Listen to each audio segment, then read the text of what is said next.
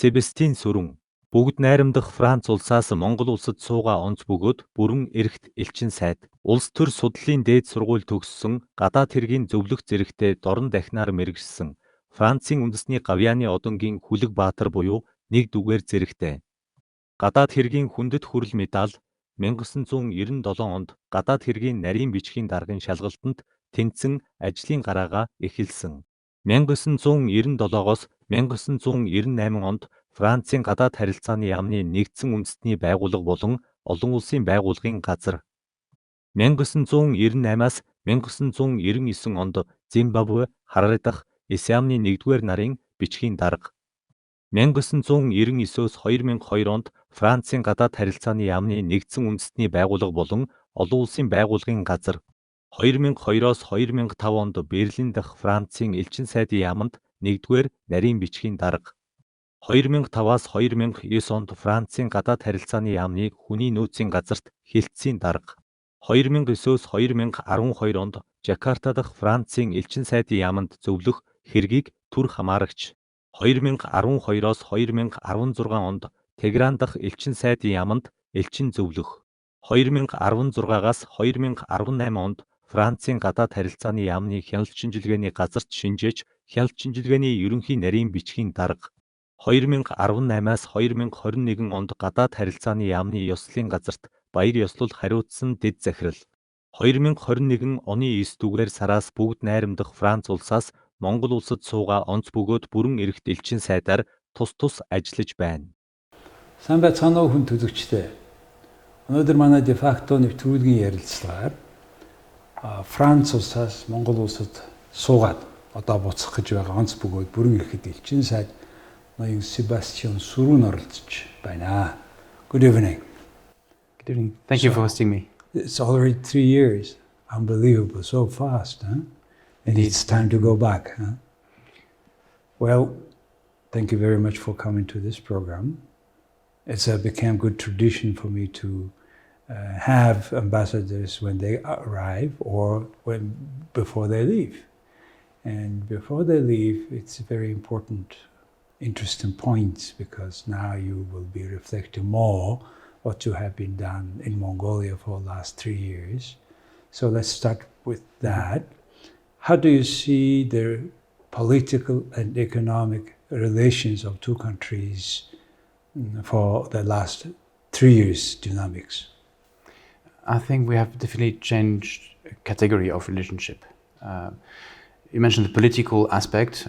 It was the first ever state visit by a French president in Mongolia, the first ever state visit by a Mongol president in France. There were visits before, but not at that level. And we had only 2 state visits in 2023 in France. And in Paris, I saw that state visit. I was in the delegation. It's beautiful, right? Impressive. Beautiful, yeah. Through the whole bridge, Mongolian flags, and that's I should mention. But that happened because there was enough substance for both heads of state to discuss twice in the same year. The meeting again in the margin of the opening ceremony for the Olympic Games. Mm-hmm. So it's a very dense relationship because I think it's a very balanced relationship. We share a lot of so you values. Said substance. Yes. Which is new. Tell us about that substance. What made these 2 visits happen? I think part of it is trade and investment, but that's not enough. There's also a lot of history between our 2 countries, mm-hmm. and long history. Mm-hmm. There's a lot of cultural exchange, and the highlight of President Ulsa's visit in Paris was actually the opening of the Genghis Khan exhibition, which is extremely successful. It was the most successful ever for the Nantes Museum that hosted it. Mm-hmm. And a part of it is now exhibited in the Genghis Khan Museum mm-hmm. here in UB until the end of August. Mm-hmm. So that is a very high level cooperation and balanced relationship between museums, between people having their own collections and objects that never were shown to the public or were never shown together to the public. Yes, it was impressive piece, yes. What is the trade volume of 2 countries now compared with 3 years back? So 3 years back, admittedly, there was COVID and that was slowing down things for everyone. But we reached in 2023 the last whole year statistics, we have the highest ever, and we doubled between 22 and 23, and we are on a way to do even better in 24. That means that there's more B2B, that there is an interest in companies in both countries to develop, to trade together, to sell each other's products, services. That is not new, but the level we've reached is something new. It's partly driven by how much governments can help, but the good news to me as an ambassador is that it's also mostly driven, again, by B2B, by companies finding their interest in trading. More and more trading between two countries. Certainly one of the substance was the energy sector cooperation, where your state-owned company is developing uranium field in Mongolia. What is the level of that cooperation now? Was it somehow delayed too much, or what is your take now? So Orano has been present in Mongolia for 27 years now. They've had a long phase of exploration. They found promising resources, and they had a pilot project which ran really well. That confirmed their geological hypothesis, their industrial hypothesis, so they know where they're going. And when I say they, it's actually a joint venture between France and Mongolia, and 98%, I believe, of the staff is Mongol. So you start to have Mongol that have been working in that field, in this company, for 10, 20 years sometimes. The next step is an investment agreement, so that the company knows what is the legal framework and the tax framework as well for their operations. I don't see any issue of substance. It's a new technology for Mongolia, but it's a technology that has been used already in Kazakhstan for 10 years. It's as uninvasive as possible. If you visit the site, which I recommend you do, there's not much to see, surprisingly. You don't have a pit, you don't have a hole, you don't have tailings, dust, etc. It's just about injecting a solution in the ground, which is a mix of acid and water. It's about as acidic as your belly, if it gives you an idea. Then it slowly goes through the ground, it's pumped out on the other side. It's a slow process, it's recycled, and then we extract the uranium itself, process it. So-called yellow cake.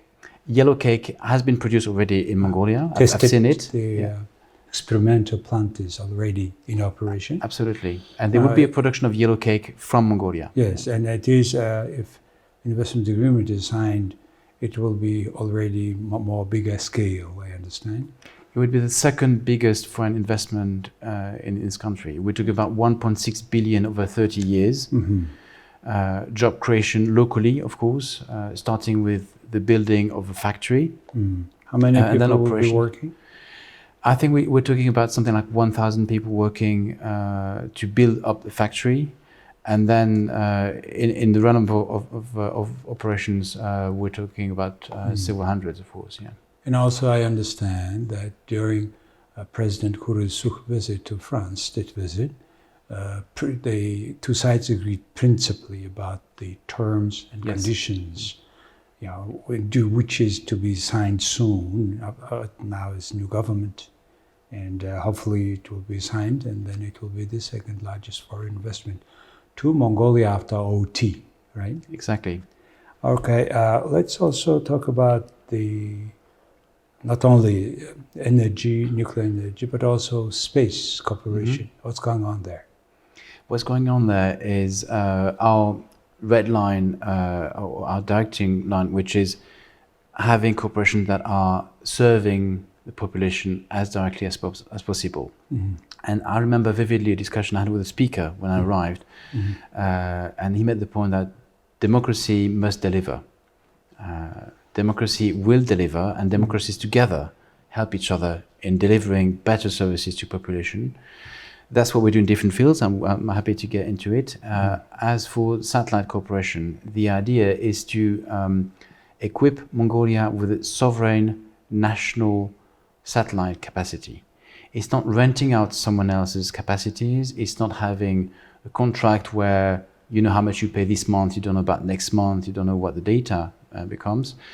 It would be Mongol engineer here deciding what they do with their satellite, move it a bit here, have more power there. Otherwise we rent from somebody the service. Exactly. Instead, now we talk about having our own satellite with your help, and the French company is, very experienced. It's almost 70 or 80% of all European satellites are sent and maintained by them, and it will be very substantial step forward in using space technology for development of Mongolia, right?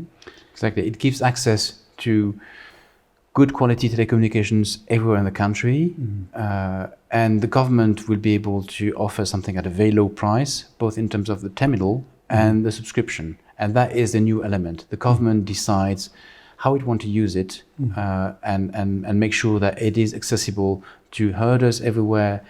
It's not just a luxury product, but it's a basic service linked to e-Mongolia, linked to education, linked to the need of communication anyone can have anywhere in So we are buying that satellite from you.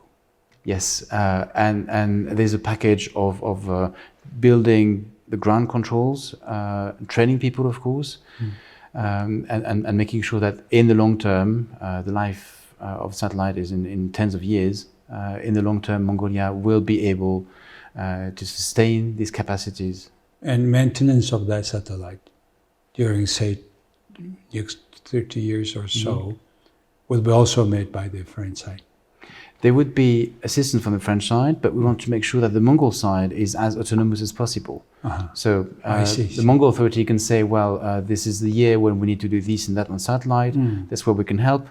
But the decision has to come from Mongolia, because it will be a Mongol national satellite, and it has been named Genghis Khan. Genghis Khan, okay. Another Han, okay.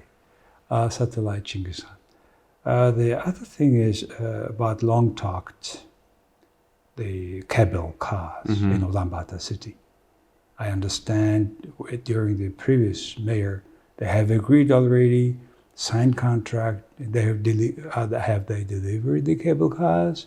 Or what's the situation now with the project? So situation is that the first practical work, symbolic work, happened this winter. I was there, Mayor Nyambata was there as well. We have decisions on where exactly the first line would be operating, between Khakhouin Market on Peace Avenue and Yarmak. Okay. And that over the river. Over the river, over the railway. Branches of river. Exactly. And how long it is going to be? So the short answer is 11 minutes, replacing 45 minutes today by road, and sometimes 2 hours when it's very trafficy. So people will save time. People will realize that it's a very silent and very smooth way of transportation. It's kind of public communication, commuting transportation. Absolutely, right? Yeah. How many people in one truck? If you know, I'm sorry for details. I think it's 8, and we make sure that many cabins will have capacities for people in wheelchair, that will be fully accessible to people with disabilities. And in terms of timings, we intend to finish work and start operations by the end of next year. It does take a bit of time because you have to, there's a lot of engineering going there, but then not that as much as for road, for example, because you only need pylons every 100 or 150 meters, and the footprint is extremely light. The footprint in terms of noise as well is almost zero, and that is a very nice experience. It's almost like it's a full covered cabin kind of. Yeah, absolutely, yeah. So the concern was among people around the safety and security, wind, cold, and what's your take on that? Well, I've heard 2 comments. One is, well, it's very good for mountains, but does it work in cities? The answer, it was initially developed in mountains, so it is meant to sustain wind, cold, snow, etc. Well, I know up to a point, and heavy wind, Alpine mountains, it works, yes. When you ski, and then if it's too windy, you just stop operations. You don't have passengers anymore. You wait for the wind to calm, but that happens very rarely. The other comment I heard is, well, this is made for cities because that's where more and more cable cars operate. But how does it work in a place like Mongolia that's very cold and windy? The answer is yes, it is also made for cities. What is the project total amount? The total loan from the French government at this stage is 60 million. 60 for 2 lines. We will have to discuss about a second line at some point, but we have enough to start with the first line and to start discussions then on the second line. So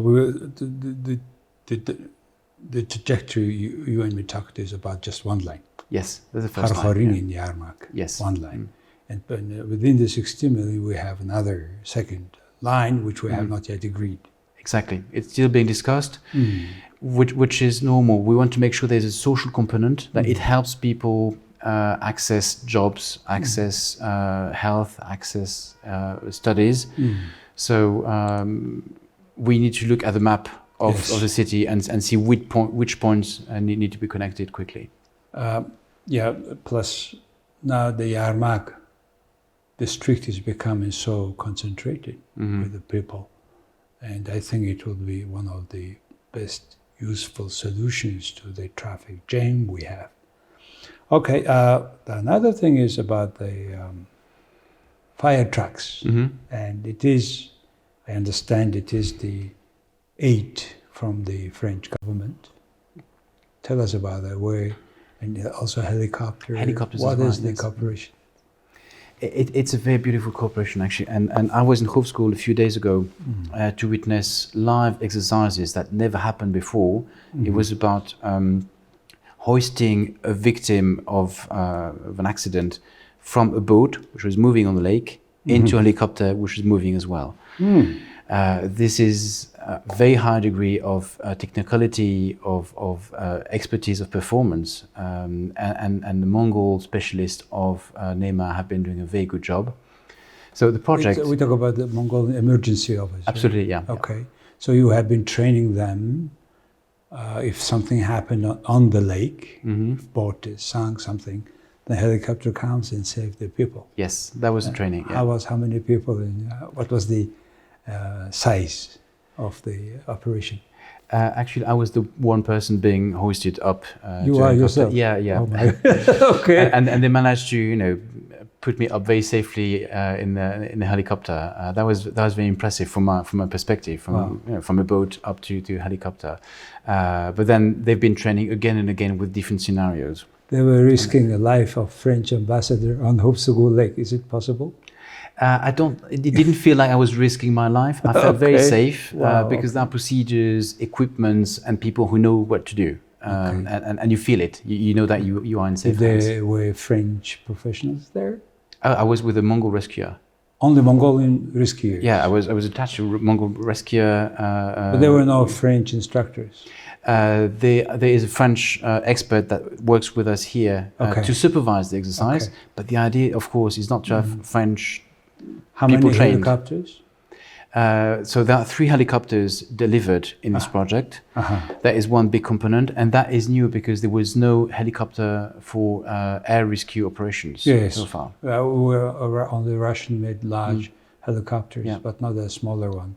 They're smaller, they're more agile, and we have 3 helicopters now. There's a simulator as well, and there is, which is as important, a very big training program to train pilots, technicians, air operators. That makes an ecosystem that can then be replicated. It took our civil security about 70 years to get at the level we're at, and we hope that Mongolia is able to, within maybe a decade or so, achieve that. In particular, unfortunately, this year we have lost more people drowned in the river than before.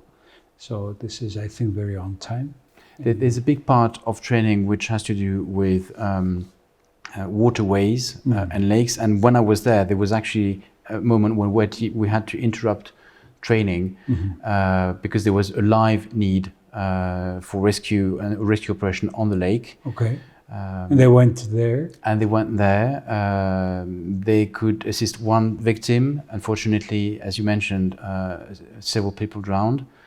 Because also the lake is very cold and people do not always follow the advice from NEMA on where to swim, where not to swim. that is also a part of what NEMA can do, right? Communication and education to the public. Yeah. Sébastien, we should also talk about, along with the economic cooperation, the other cooperation in terms of art, language. We have intense interests in French in Mongolia. How is it going on now? So indeed, we have a political cooperation and exchanges because we have this fundament of culture and economy. I think energy is where we may want to do a bit more. Just a word on that, because there's a huge potential in this country for renewable energy, which in terms of health, in terms of costs, in terms of sovereignty, check many boxes. And we have one investor here that has been here for about 10 years. We hope to have a legal framework and a business climate that enables more investment. We're not there yet. And I've been living in the city for 3 winters and seeing the level of pollution we have.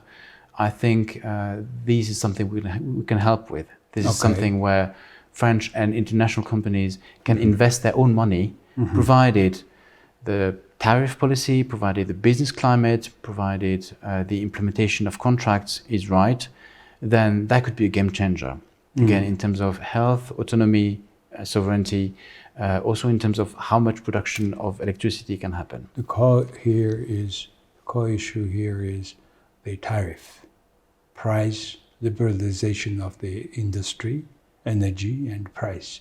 And the new government had promised that one of the reasons they have a coalition is to solve that issue, and hopefully they will do it by the winter, and hopefully there's other infrastructure is already existing. There are several sources of energy, and they can just get it, and it is a matter of price competition.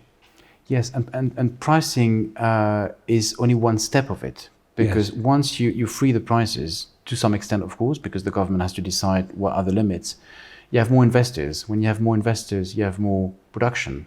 That means the prices go down, and that is exactly what happened in other countries in the region, like Uzbekistan, that was relying on coal-powered power plants, more or less to the same extent as Mongolia has invested heavily in renewables. That's and what we do expect now, and hopefully with your successor, I think the problem will be more easier than with you. Well, let's talk about this language. There is a French language interest in Mongolia. You have Alliance Française. How do they work? Well, they work here because there is an appetite for the French language, for French culture. What I always say is any reason to learn some French is good. Do not think that you're expected to write a PhD on French literature. You can love the French language because you love a song or a movie or a book, even though it was translated before to get to you. There's no bad reason to learn French, and everyone has their own comfort level with the language. We celebrated last year the 60 years of the introduction of French language learning and teaching in Mongolia. So that was one good opportunity to look at the capacities we have, meet with all the teachers, meet with the students as well, and hear very different stories, very different needs. And I think that is the richness of the language, that you can learn it for many different reasons, and they're all good. Then, of course, we have the Olympic Games this year, so that makes one more good opportunity to learn a bit of French. I would like to talk especially on Olympic Games, which is open now. Before that, there was a celebration in a French town, Rubruck, last week. Yes. So what is that about? So Rubruck was a French monk sent by the French king in 1252 to come to Mongolia, contact the Khans, and say, well, look, maybe we should have more relationships between the two of us. maybe we have common enemies as well, because that is a time when it's time of the Crusades, basically. So both the Mongol Empire and Western powers were fighting in what is known as the Holy Land against the emerging Arab powers. So there was actually a very practical military aim in there, but there was also a very open mind on the French side. And Rubruck wrote a very nice little book, which is his travel diaries. And I read it when I was traveling on train in Mongolia, and that was so accurate. He was such an acute observer of Mongol society, describing a yurt, describing a camp, describing people's relationship with each other. So we have a first-hand testimony of what Mongolia was back then. And he wrote his report to his king, came back and said, well, this is what I've seen. And I think it was a very important milestone in our relationship. And I'm glad to see that both on the Mongol and on the French side, we remember that. So in that sense, we have celebrated in 2015, 50th anniversary of diplomatic relations, France being the first country to open the embassy in Mongolia, right? One. Secondly, then it is way extend our chronology of cooperation all the way to 800 years back, right? So it's a long, many years, centuries cooperation, and that there are probably a lot to study more, and hopefully there are the ocean of information we need to go and need to dig. Now about the Olympic game. Congratulations, you have a great job, and President Macron said at the Élysée, I understand, the reception, that though politically we have different opinions with some countries, but sports are different. That's the beauty of the sport, he said. And this Olympic game kind of uniting us in the time of separation and fight now. So in that sense, that political amplitude of all this what's happening, how does the French government see that? So on the political picture, we try and see what the game can bring to peace and to society. You mentioned that meeting at the Élysée. The next day, there was a summit called Sports for Good, which is about linking sports with education, sustainable development, health issues as well, urban transformation. And this is, in a very practical way, what we want to showcase in our games. It's the first time ever that the opening ceremony is not in a stadium, it's in open space, along 6 kilometers of the river going through Paris. So many more spectators, many more opportunities to see the opening ceremony, and showing that sports belong to the heart of a city, not just to a gymnasium or... It's an amazing, unique approach, having that is sport having a great access to everybody. And very interesting, you have raised the issue of connecting it with education, sport, good, healthy life, right? It's again, French. You guys are innovative, and I think it's Olympics with education. It's very nice link. My final question about our third neighbor policy. You know, you are one of the most important, our third neighbor. How do you see, after working 3 years here, COVID happened, now the war in Ukraine, not easy time, right? So how do you see, as a diplomat, as ambassador, the third neighbor policy, Mongolia? Is it working? It has a challenge, or it doesn't work? What's your opinion? I think it's definitely working. I think it's a very smart way for Mongolia to say, we have a policy that is taking into account our geography, but that's not the end of the discussion. How can we make sure that we have as many options as possible? How can we make sure that we choose our partners? How can we make sure that we balance our different partnerships? And that's how we see French and many other nations, the third neighbor policy. It's a way to give Mongolia more tools. Also paying tribute to its very peculiar situation. It's geographically peculiar. Yes. You don't have that many countries that are sandwiched between only two countries. You Not have, I only think, a handful. the two specific countries. And two specific countries. But at the same time, it's in the region the only country that has a vibrant democracy, an open society, has abolished death penalty, is a member of the International Criminal Court, has a good degree of press freedom. So all that put together, when you look at a map of the region, you usually see Mongolia sticking out to some level. And that's where we want to help. That's where we want to say, okay, what do you need? What can we do? Where can we support each other? Because it goes both ways. And that's where we talk about energy, about trade, but also about maintaining a very open society, maintaining a diverse and young society in Mongolia, opening up space, basically. And then it's up to the Mongol government and the Mongol society, as they just voted, to say, this is what we want to make with it. We're happy with trade on this, with this country or that country. We want to develop more in that direction. And again, it's triangulating to have options, not having any... It's not easy option, not easy swimming, but we are so glad, I'm talking as a people, glad that our third neighbor countries, including you, understanding the situation and supporting us in the course we keep, and which is a lot for us. And you have been certainly one of the key players during these 3 years for developing our third neighbor policy, keeps going in the direction as we wanted. Thank you. I will miss Mongolia. Sébastien, thank you so much. Thank you. Have a good journey. Thank you. Thank you.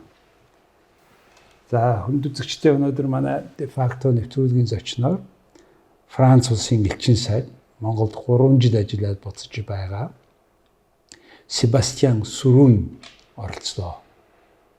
Баярлалаа. Хам богдуул хатан туулгуулын хөвөөндөх цэнгэг агаартай бүсэд байрлалтай. Хүүхдэд ээлтэй хотхны төлөвлөлт болон эрүүл амьдралын хэм маягийг эрхэмлэгч та бүхнийг King Tower апартментийн 5 дугаар элчин орон сууцнд урьж байна. Амар тайван амьдрал, аян давтагдшгүй